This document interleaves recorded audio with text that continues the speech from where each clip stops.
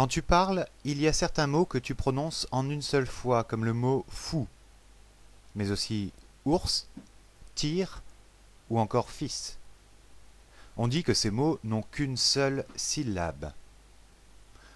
D'autres mots, comme ami, se prononcent en deux fois, en deux parties. Ami devient a, mi.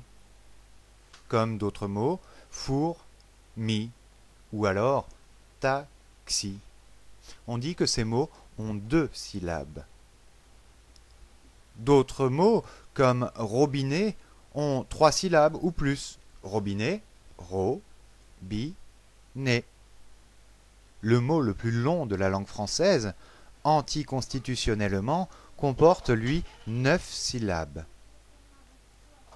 Quand tu écris quelque chose, il t'arrive souvent de ne plus avoir assez de place sur ta ligne pour écrire le mot en entier. Dans ce cas, avant d'écrire sur la page d'à côté, ou de resserrer ton écriture en pattes de mouche qui deviennent illisibles, souviens-toi des syllabes. Regarde ici. Le mot crocodile contient 3 syllabes. Cro-co-dile. Si tu veux couper crocodile en fin de ligne, tu dois le couper entre deux syllabes en ajoutant un tiret. Cro-codile ou alors croco-dile.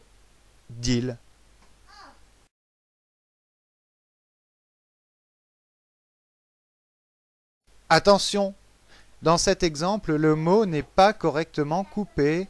On doit séparer crocodile et pas croc-odile.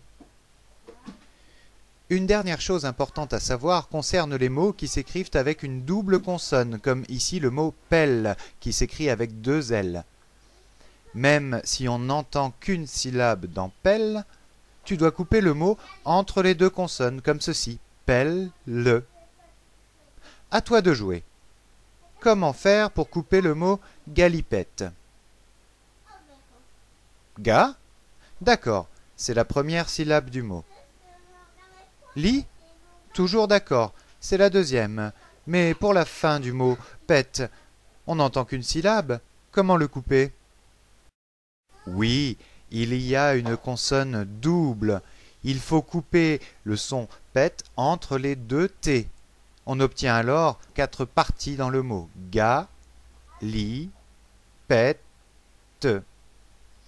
Bravo, tu es devenu un champion dans le découpage des mots.